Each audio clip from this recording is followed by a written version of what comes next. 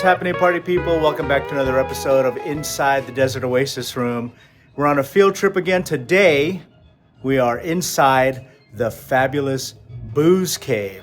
The sad thing about this video is today is the very last day of the existence of this home bar here in Glendale, California.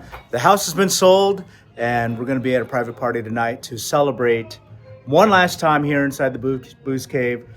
Thought it'd be fun to do a walk around, show you all the tikis. There's a lot of really great historical stuff in here with pedigree and history and all that kind of stuff. And we're gonna do that with the owner, Jordan Rychek. And let's get moving. Here we go. Come join us. All right, Jordan. Thanks for inviting me to the Booze Cave. Well, welcome to the Booze Cave. I'm sad that this is its final hurrah. Well, in this form, yeah. Okay. In this form. Not getting rid of it, but moving, basically. Well, so tell me about it before we take a walk around. Tell me a little bit about the history of the room, how you got into all of this, when you built it, all that kind of stuff. Well, I mean, I've been collecting tiki for, hard to believe, like almost 40 years now. That's crazy. Yeah. I mean, I was a kid in Miami. As you know, Miami's like the second big city of, or at least South Florida is like one of the big components, just like Southern California is to tiki. South Florida was pretty big on the tiki movement, at least from the tiki era. Maybe not so much in the tropics era, because it was more of a Cuban Latin influence and Caribbean influence, but definitely I talk about in the Oceanic Arts book, is the tropics era, which really sort of ran up until late 40s, early 50s. And that's when a new wave hit South Florida, and a lot of them were promoters that were moving from different states to Florida, sort of like the Thornton brothers, and building their places out. So I grew up in sort of the decrepit era of that, as things were dying in the late 70s, early 80s, and was very influenced by it. So I'd been collecting it actively since, mid 80s. Okay. And this is sort of a realization of 40 years of collecting. Okay. Very cool. There's so much good stuff in here. And it's all got a pedigree. It's all got history. What I'd like to do, if you don't mind, is walk around the room and maybe you can show me some of the pieces that maybe some people would recognize or maybe would have some kind of historical significance, like the things that you think we should really document since this is the last day of the Booze Cave. In this configuration. We'll say that again. Yeah, I mean, just so you know, I mean, I'm not really big on social media, as probably everyone knows. I don't have a big personal presence on it. I did create an Instagram account called The Booze Cave to document. People would come to parties and say, "Oh, well, what's this? What's that?" So I started putting some things up, and I will maintain that. I will put more information up. But, I've been calling this like also Tiki Valhalla. Yeah. This is where all the old tikis come to tiki heaven, especially the bigger pieces. But this house, I bought it 10 years ago, and as beautiful as the property is and as much as I love the house, it was this 3-car garage that I fell in love with, because I was like, that's where I can build the Booze Cave. And 2.0, because I did have a 1.0 in my small house in Burbank, which was just like a dining room, really. And I had just so much stuff piled up in storage.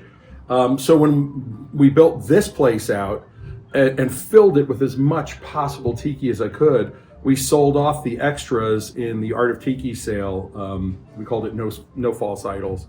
And Mark Sellers bought pretty much 98% of them. And that's what's in Max's. So some of the pieces I'll walk you through, you'll see pieces from Max's that are similar, because maybe I had some extras. Right. And I also want to ask you how you decided what to keep and what to sell, because there are some pieces that ended up in his collection that I probably would have never sold. Oh, trust me, I sell crap all the time. I'm like, why did I sell that? I had a massive Disneyland collection. I started the Disneyland auctions. So mine was, mine was the first one. It was called Story of Disneyland, and I had ride vehicles and everything.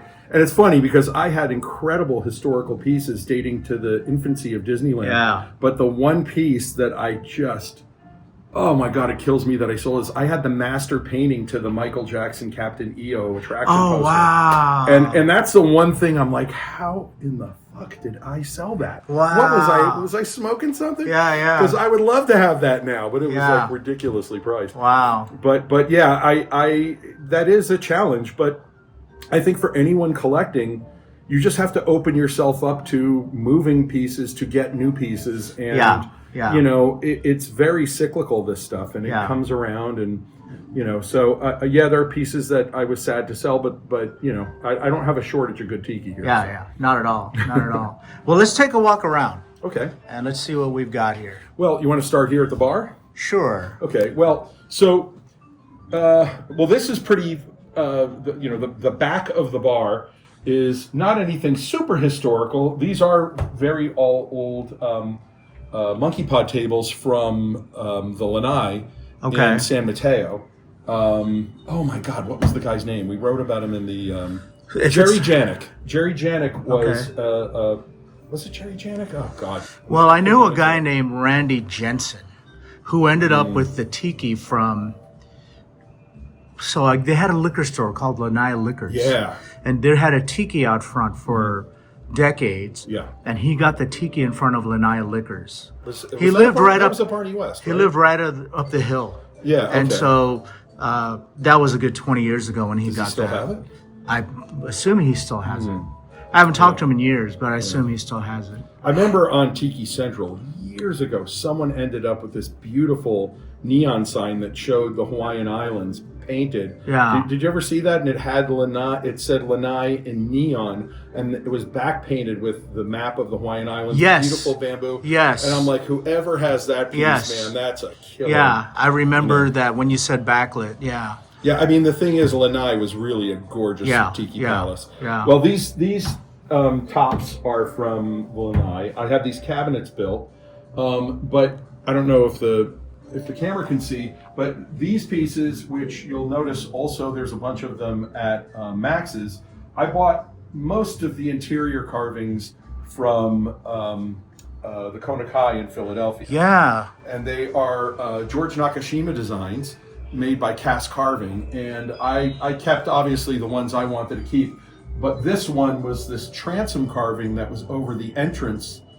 foyer, and I loved it, and I knew that I had to have that over a spectacular window. And look how it fits. It fits perfectly. Well, it's because we had the window cut to fit that. Oh, you seriously? Okay. Yeah, this was a 3-car garage. I mean, is it going to screw things up if I open the window so people can see? Maybe a little bit, but go ahead, open it. Well, just, take a look. Because this was a 3-car garage, but I actually had the window put in to match. Oh, there we go. I'll bring it back down because It's okay. But the view's so we can see the amazing. view. Let's take a walk over there. Okay, so this is only for you guys a partial view of this house. This is a very limited view from this house. It wraps all the way around. As you can see, there's more patios here. And if you go even past that and wrap around the house, you can still see, I mean, I'm guessing like 270 degrees. Pretty wide. I mean, Yeah. those are the San Gabriels. We're in Glendale looking towards La Cañada right now. Yeah. So the 2 freeway is off to your That's right the there. 2 freeway back in the distance. For the people that are not local to Los Angeles, if you got on that freeway, headed to the right, you'd be going south and you'd hit LA in about 10 minutes. Yeah, and let me tell you, during the fires, I was watching all the Altadena smoke come over that hill this way, and my diaper was full. Oh, yeah. It was pretty scary. Yeah, It was yeah. very scary. So yeah, this window was built for that transom piece, and so that's why they match. Okay. I thought that the window was already there. No. Okay. All right. So let's talk about some of these other pieces here. We've got these guys right here. And you might have seen some of this at the Tonga Hut.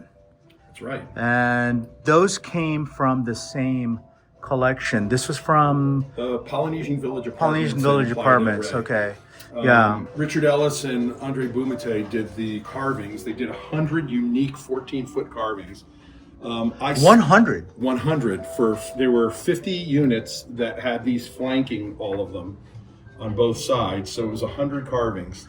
Wow. And they had multiple figures per carving. So they were in pretty bad shape when we bought them. So this isn't the full size, right? These were taller. No, I've got one here that's the original size. That was just one carving. Most of them were made up of multiple Is figures. that this guy right here?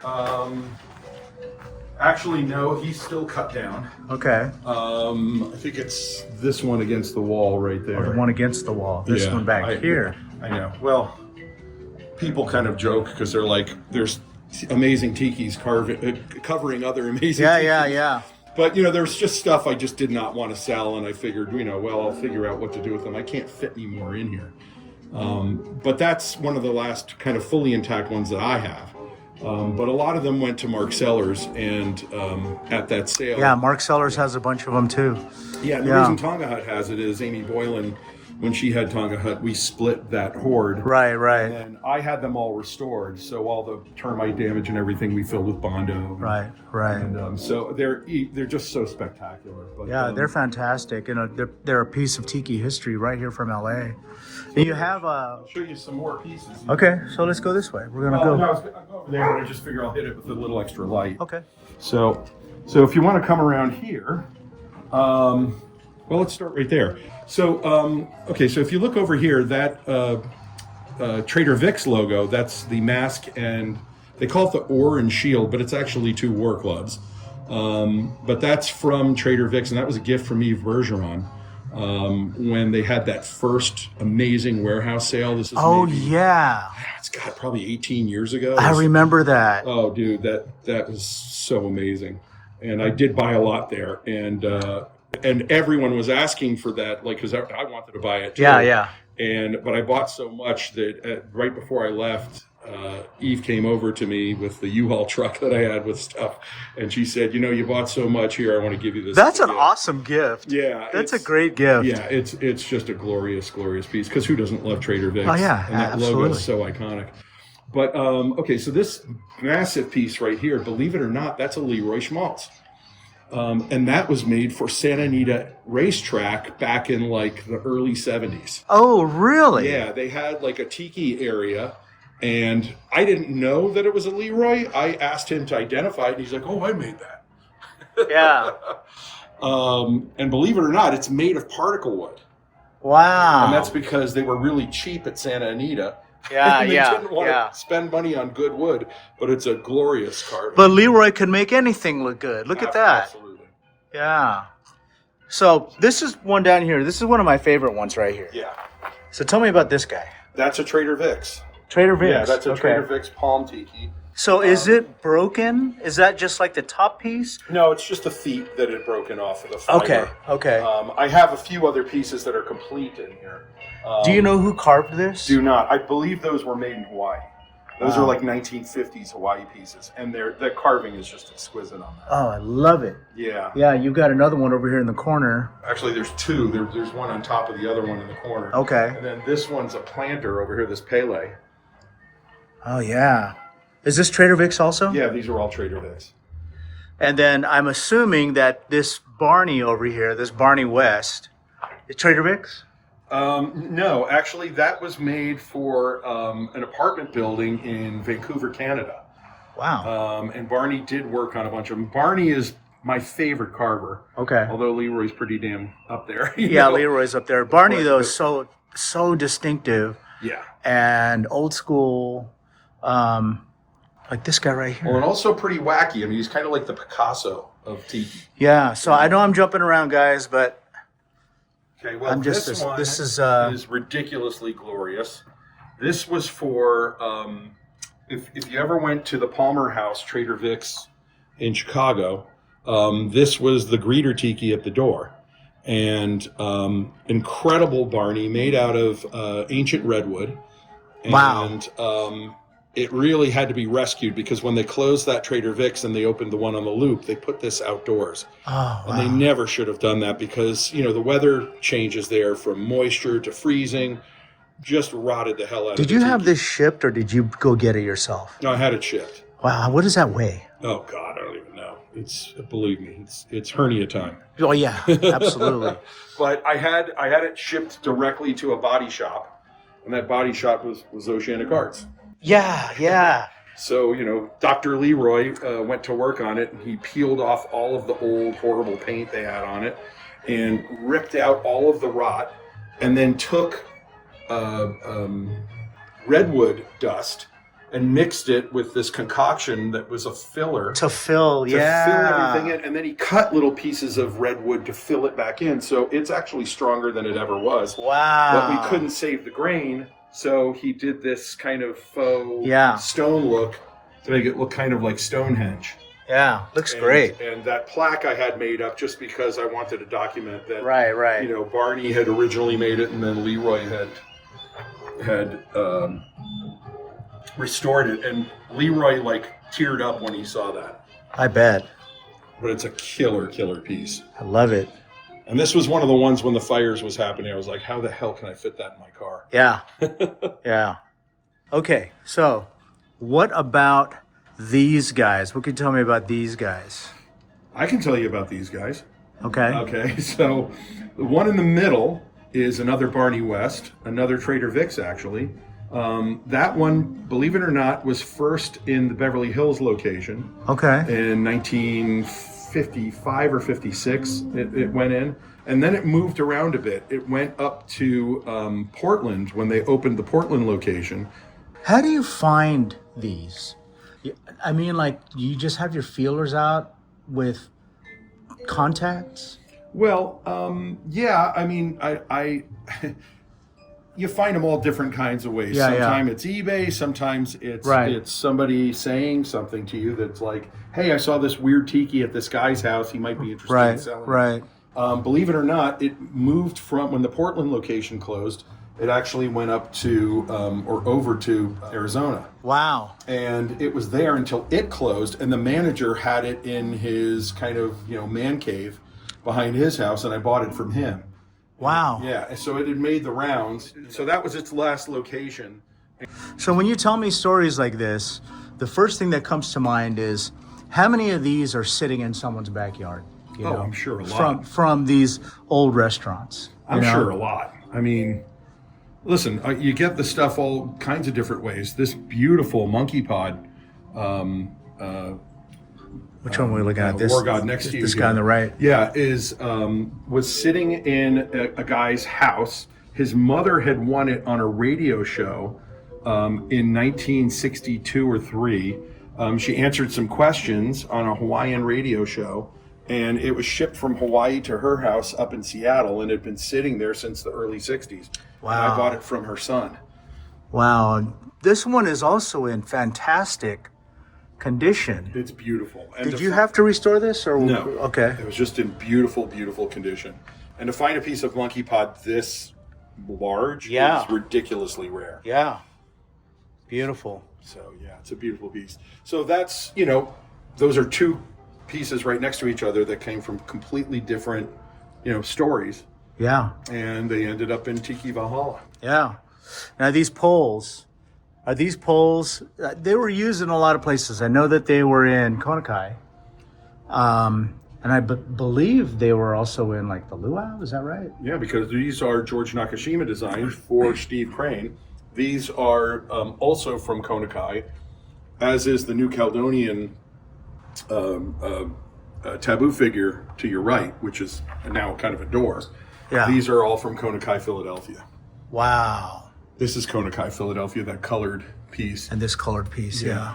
You can kind of tell the Nakashima designs, they're very, very well rendered. They're a little bit more, modern than they are primitive. The colored one kind of reminds me of when I went to the Omni Hut in, I think it was out in Tennessee. Yeah. And they had a lot of colorful tikis like that on the wall. Yeah, original colors too. It's not really clown tiki, it's just No. the colors they were using back then, which is really great. Yeah. Wow. Fantastic.